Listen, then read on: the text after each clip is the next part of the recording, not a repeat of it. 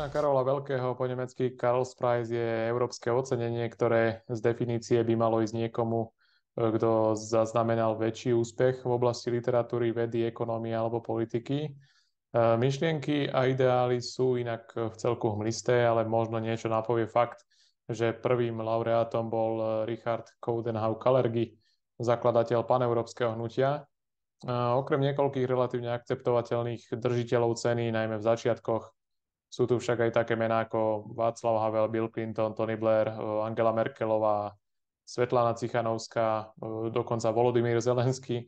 Preto som si není úplne istý, či táto cena ešte odráža nejaký prínos pre západnú civilizáciu, alebo ide už len o politické divadlo, ktoré má len zvýšiť kredit tým, ktorí majú byť v danom čase obľúbení a majú vykonať určitú rolu v prospech koho si záujmov.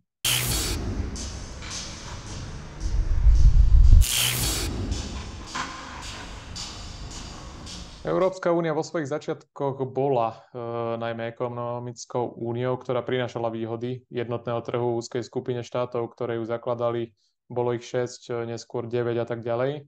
Mimochodom, dodnes sa študenti na univerzitách učia teóriu o Európskej únii, ktorá bola platná ešte pri začiatkoch, a o tom, aká je Európska únia dnes, sa už príliš neučí. S rozširovaním členských štátov sa mierne znižoval aj ten pozitívny efekt spoločného trhu, čo vlastne vidíme dodnes na kohezných efektoch a vyrovnávaní rozdielov regiónov, ktoré sa vyrovnávať skrátka nedarí. Najvyššie sa únia stáva čoraz viac politickou a presadzuje svoje politiky bez ohľadu na ich reálne dopady, alebo pri krajinách ako Poľsko a Maďarsko bez ohľadu na zakladajúce zmluvy. Z toho vyplýva aj súčasná snaha o zmenu týchto zmluv tak, aby Brusel mal viac kompetencií aj v oblastiach, ktoré mu nepatria. Ak by sme šli do definícií, tak jednotný štát je štát s jednotnou sústavou štátnych orgánov a právneho poriadku, ale v tomto bode sa mnohí tí globalisticky orientovaní byrokrati rozchádzajú, či by malo ísť o takýto štát, alebo skôr federáciu. No a druhá rovina je, ako to urobiť, čo s najväčšou pravdepodobnosťou by nebolo so slávnostným oznámením, teda naraz v jednom momente, ale skôr veľmi potichu, postupne zmenou zmluv, kompetencií a posúvania toho, napríklad aj tých princípov ako subsidiarita alebo proporcionalita mierne ďalej.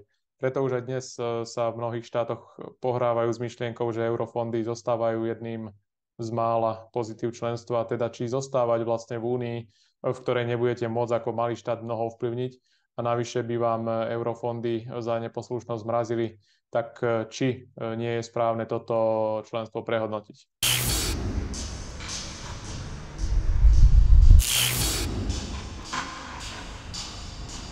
Áno, Európska únia má svoje inštitúcie, ktoré majú svoju jasnú, viditeľnú štruktúru. Druhá vec je politika, ktorá sa tu robí, trendy, ktoré môže ako pozorovateľ sledovať. Veľmi v jednoduchosti v posledných rokoch sa Európska únia zmenila na geopolitického hráča, ktorý kopíruje líniu Spojených štátov bez ohľadu na to, ako je táto línia pre Európu nevýhodná alebo výhodná. A to sme videli v období reakcie na tzv. Pandémiu, vidíme to v politike namierenej proti Rusku a Číne, vidíme to aj dnes vo viacerých konfliktoch vo svete.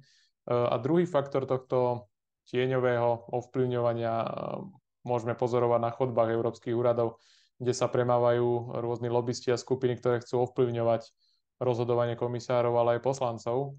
Medzi týchto lobistov patrí aj niekoľko samozrejme aj normálnych organizácií, ktoré hája napríklad práva spotrebiteľov, podnikateľské zväzy, čo je v poriadku. Ale pozor, patria sem aj mimovládne organizácie, ktoré zase vítajú migrantov, zastrešujú LGBT agendu alebo zelenú agendu, alebo veľké korporácie, ktoré zarábajú na krízach posledných rokov, firmy, ktoré sa snažia ovplyvniť politiky tak, aby vyhovovali práve im a tak ďalej. Takže tu je niekoľko rovín toho vplyvu, ktoré dolieha na inštitúcie Európskej únie a mnohokrát sa javia ako tie, ktoré sa prispôsobujú aj krokom, ktoré Európe nevyhovujú. V tomto je napríklad vlastenská frakcia ako ID veľmi jasne vyhranená proti externým vplyvom, proti vplyvom mimovládok, ako aj za jasné národné, konzervatívne a rodinné hodnoty.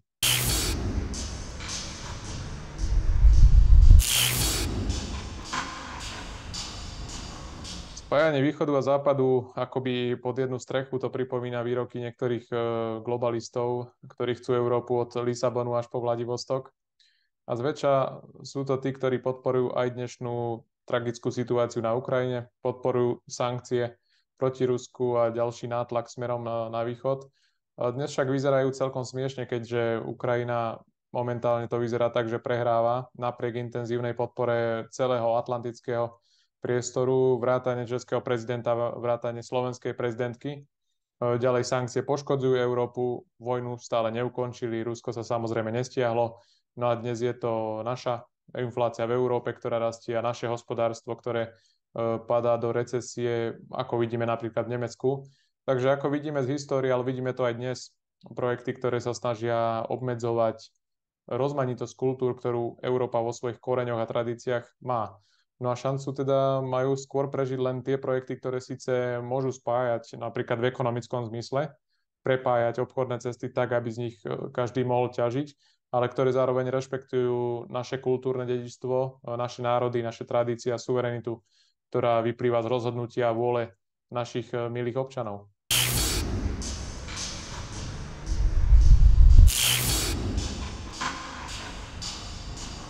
Úlohou rozpočtu Európskej únie je poprvé financovanie samotnej únie a po druhé je to financovanie politík únie, teda kohézna, poľnohospodárska politika, výskum, regióny, inovácie a tak ďalej.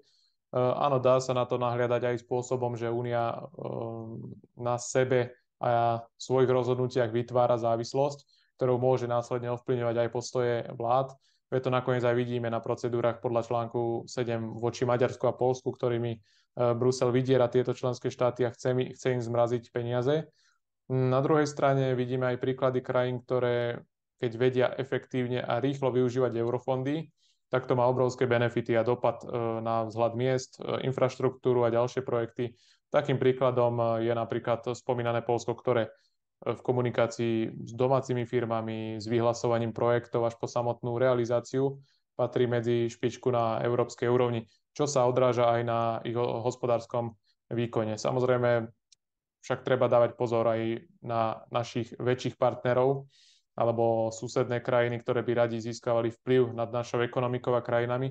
A preto všetko treba hodnotiť veľmi pozorne, veľmi triezvo, využívať výhody týchto vzťahov, ale zase sa ani nenechať zatiahnuť do situácie, kde už nebudeme o sebe rozhodovať. Skrátka, musíme byť schopní spolupráce, ochrany svojich občanov a zároveň schopní ochrany našej suverenity vo fungovaní a rozhodovaní.